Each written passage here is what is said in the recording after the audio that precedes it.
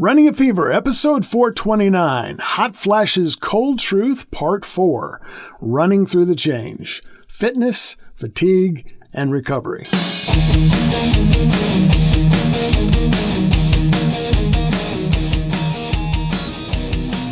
Welcome back to Running a Fever, the podcast where we chase vitality, clarity, and strength no matter what the season of life. It's all about living long and loving life. Menopause isn't just a hormonal shift. For active women, it can feel like the body's playbook has been rewritten mid-game. Endurance that once came easily may fade faster. Recovery can take longer, and the fuel that used to power a run might suddenly fall short. But this isn't the end of the race. It's a new course to master. In this 4th episode in our series on menopause, we'll explore how midlife changes in metabolism, muscle repair, and energy balance affect training, and how smart adjustments in workouts, nutrition, and hydration can keep you moving strong. We'll also discuss how physical activity can actually help women adjust to the changes and ameliorate the symptoms. So how does menopause affect endurance, recovery, and metabolism? When estrogen and progesterone begin their steady decline in perimenopause, they set off a chain reaction that touches nearly every system an active body relies on. These hormones aren't just about reproduction. They influence how muscles repair, how efficiently we use oxygen, and even how our bodies decide to store or burn fuel. The impacts on endurance? Lower oxygen efficiency. Estrogen helps blood vessels stay flexible and supports oxygen delivery to working muscles. As levels drop, some women notice a dip in stamina or a higher perceived effort for the same workout. A shift in fuel use. With less estrogen, the body leans more on carbohydrate stores and less on fat oxidation during exercise, which can shorten time to fatigue in endurance activities. What about recovery? Muscle repair is slower. Estrogen has anti-inflammatory effects and supports protein synthesis. Its decline can mean more post-workout soreness and longer recovery windows. Joint and tendon changes. Reduced collagen production can make connective tissue stiffer, increasing the risk of overuse injuries if training loads aren't adjusted. How does it affect metabolism? Arresting metabolic rate drop. On average, women burn about 100 to 200 fewer calories per day at rest after menopause, largely due to the loss of lean muscle mass. Body composition shift. Fat distribution often moves from hips and thighs to the abdominal area, that's visceral fat, which is more metabolically active and linked to higher health risks. An energy gap.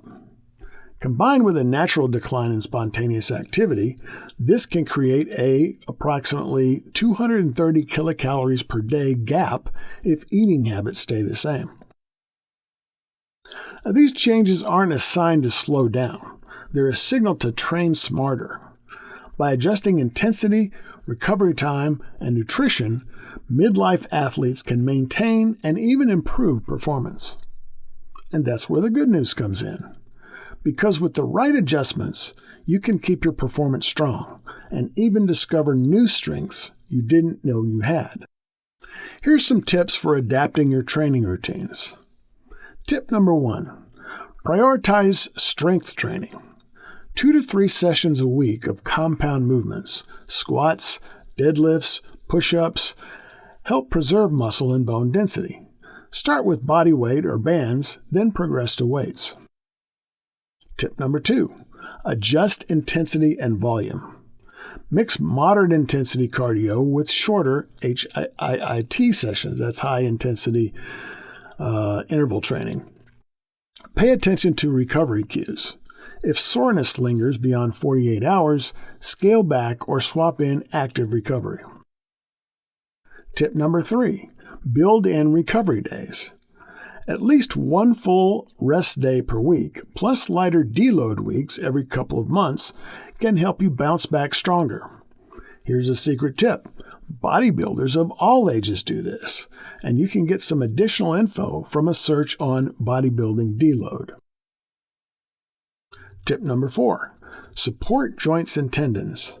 Add low-impact cross-training like cycling or swimming and warm up thoroughly to protect connective tissue. Tip number 5, keep it social and sustainable. Training with others boosts motivation and keeps workouts enjoyable, a key ingredient for long-term consistency. Now we'll look at how nutrition and hydration strategies can work hand in hand with these training tweaks, giving your body the fuel it needs to adapt, recover, and thrive through the change. Training smarter is only half the equation. The other half is how you fuel and hydrate your body so it can adapt, repair, and perform at its best. Here's some ways you can do this. Number 1, get protein for muscle preservation and recovery. Why it matters? Muscle protein synthesis naturally slows with age, making it harder to maintain lean mass. How much do you need? Aim for 1.2 to 2.0 grams of protein per kilogram of body weight daily to spread evenly across meals. Americans take note, kilograms, not pounds. What about the timing of your meal? Include 20 to 40 grams of high-quality protein. That's whey, eggs, lean meats, dairy, or well-combined plant sources within 30 minutes post-workout to jumpstart repair. Number 2, carbohydrates for energy and hormonal balance. Why this matters? With reduced estrogen, your body leans more on carbs during exercise. The kinds of food that you need should contain complex carbs, whole grains, fruits, vegetables, to replenish glycogen without spiking blood sugar. You should fuel up with carbs before long or intense sessions and refuel within 2 hours after. Number 3, healthy fats for inflammation control. This matters because omega-3 fatty acids can help reduce joint stiffness and inflammation. Some sources are fatty fish like salmon or sardines, also walnuts, flaxseed, and chia seeds. Number 4, hydrate for performance and recovery. Thirst sensitivity declines with age, and sweat sodium concentration can increase. Before exercise, drink 5 to 7 milliliters for each kilogram you weigh, water or electrolyte-rich fluid about 4 hours before training, which for you Americans, again, that's about 1 ounce per 10 pounds of body weight. While you're working out, drink a bottle of water every hour, preferably with electrolytes, especially sodium and potassium. Post-workout, replace 150% of the fluid lost, so weigh yourself before and after. If you lose a whole pound, drink at least 12 ounces of water or sports drink like Gatorade or Mio Sport. Number 5, micronutrients. Vitamin D and calcium support bone density, which is especially important during the post-menopause years. Magnesium adds muscle function and recovery. You can probably get these with a multivitamin. Creatine can also help maintain strength and power in short bursts. You can get that in powder form, probably at your local grocery store. Can physical exercise help with menopause symptoms? Sam Palmer thinks so. In an article on My Menopause Center, she says, "In my late 40s, I noticed I was starting to run in wobbly lines. I was used to covering up to 20 miles, so to suddenly find myself so dizzy that I couldn't run straight was scary. My mind jumped to the worst scenario, that I had a brain tumor. Looking back, I think that was the beginning of perimenopause. As I reached my early 50s, I became uncharacteristically anxious.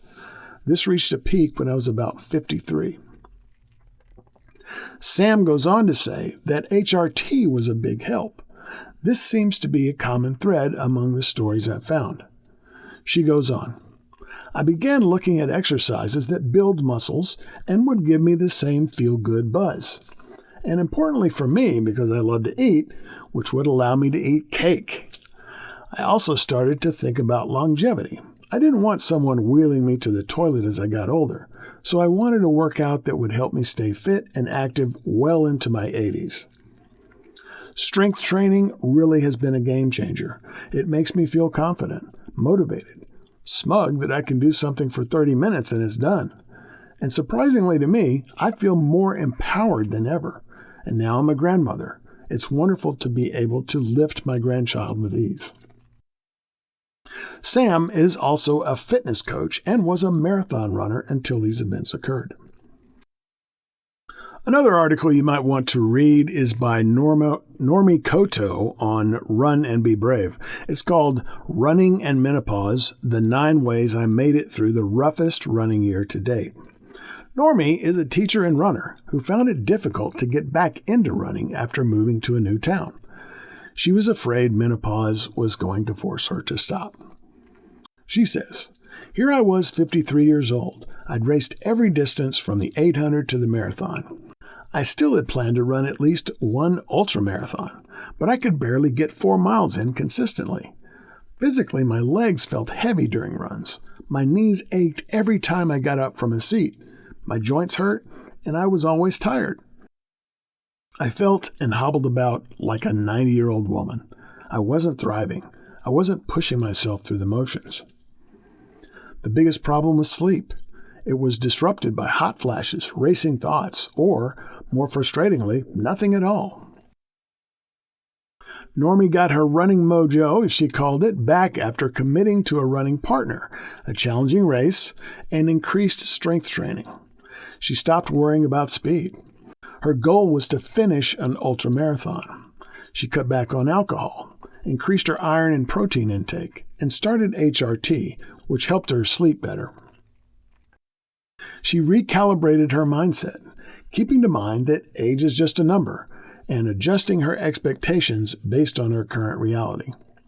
Instead of obsessing on races, she sought out new places to run and explore, started listening to music as she ran, and did a lot more smiling.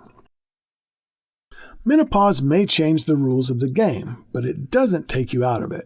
Yes, endurance can feel harder, recovery can take longer, and metabolism may shift. But these are signals, not stop signs. By understanding what's happening inside your body, you can adapt your training, fuel smarter, and give yourself the recovery you need to keep performing at your best. Strength work to protect muscle and bone, smart adjustments to intensity and volume, and a nutrition plan that supports energy and repair, these aren't compromises, they're upgrades. And as we've heard, with the right mindset and strategies, midlife can be a time of surprising breakthroughs. So whether you're chasing a personal best or simply want to keep moving with confidence, remember, the change doesn't define your limits, it redefines your potential. Next time, we'll be looking at how menopause impacts relationships with family and friends. Please remember to like, comment, and subscribe. I'm always glad to receive emails at mail@runningafever.com. I'd love to know about your experience with menopause and exercise and how it's been affected in your life and how it has helped. I look forward to your responses.